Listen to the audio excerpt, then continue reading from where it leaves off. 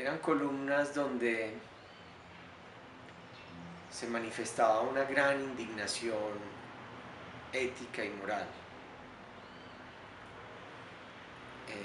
Aguirre era una persona con un sentido muy profundo de lo justo y de lo injusto.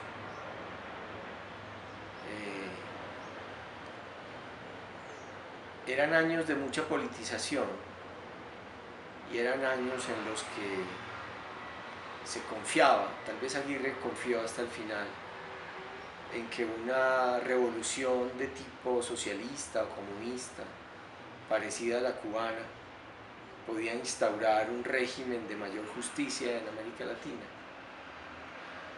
Y Aguirre, y en eso nunca estuvimos de acuerdo, de alguna manera pues defendía esos postulados, pero sus columnas no eran siempre, por lo menos.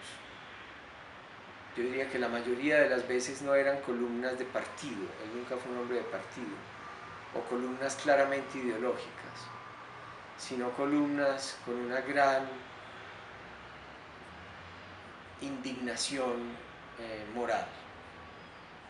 Colombia siempre ha sido, y en esa época tal vez era más todavía, un país terriblemente injusto, clasista, discriminatorio, un país que desprecia a los más oscuros, a los más pobres, a los que están más mal. Su escritura era alimentada por la rabia. Aguirre era una persona con mucho carácter y una persona muy irascible, pero sobre todo una persona muy brava ante la injusticia, y eso era muy bonito, que hubiera alguien que siempre estuviera levantando la voz contra los atropellos, contra las infamias, contra los asesinatos, contra toda la podredumbre de este país. Él era una especie de conciencia moral de esta ciudad y de esta sociedad. Un hombre que no podía ser chantajeado de ninguna manera, que no podían callarlo con halagos de plata o de poder, que tenía una cierta independencia económica gracias a que tenía a su lado una mujer increíble, que era Aura López ahorita, que le manejaba su librería de una manera absolutamente desprendida.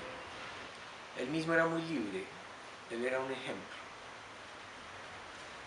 con su tiempo, con su desprendimiento económico, con su justicia y con el hecho de estar desligado de la iglesia. Él no era un creyente, de la sociedad, de las costumbres sociales. Él no era una persona que se vistiera para la ocasión, que hiciera un salón en su casa, que recibiera a la gente por algún motivo. Él no tenía ningún cálculo político personal, él no aspiraba a nada, él no quería tener un puesto, él no quería ser presidente o ministro o alcalde, él no quería ser rico. Él era una persona con una independencia mental impresionante y con una gran agudeza, gran inteligencia en la palabra y en la pluma, una gran capacidad de poner las ideas con claridad, con fuerza, con contundencia. Era como una especie de Karl Kraus de Medellín, lo que fue Karl Kraus para la Viena de principios del siglo XX, fue aquí en nuestro pequeño mundo provinciano Alberto Aguirre para Medellín.